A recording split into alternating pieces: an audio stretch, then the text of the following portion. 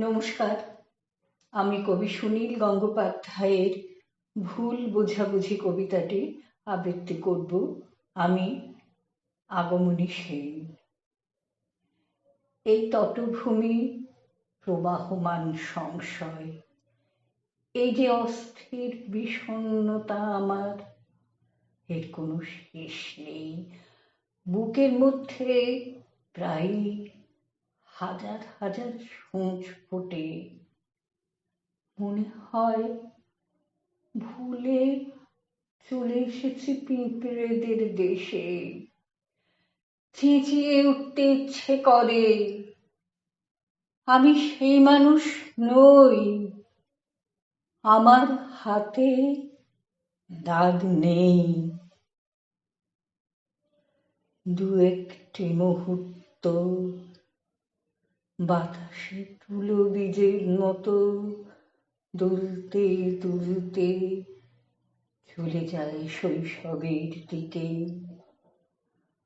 বহুকাল চেয়ে রাখা একটি দীর্ঘশ্বাস বেরুবার পথ পায় না। কত ঝলমলে উজ্জ্বল সকাল আমার দৃষ্টির বাইরে থেকে যায়। তুমি এসব কিছুর জন্য দায়ী। নীরা, তুমি আমাকে ভুল বুঝলে কেন? এ তো অভিমান নয়, এর নাম পিপাসা। আমি আনন্দের গান গেয়ে উঠতে চেয়েছিলাম, যদিও আমার গলা ভাঙা।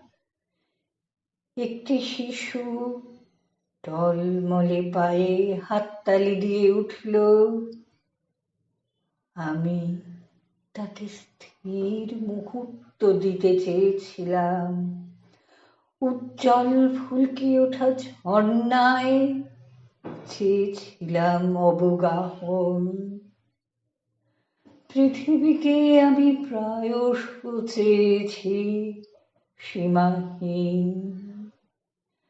নীরা, তুমি আমাকে ভুল বুঝলে কেন? কেন এই নবনীত হাতের পাঞ্জা সরিয়ে নিলে? আমি নির্জন ঘরে বন্দী হয়ে রইলাম।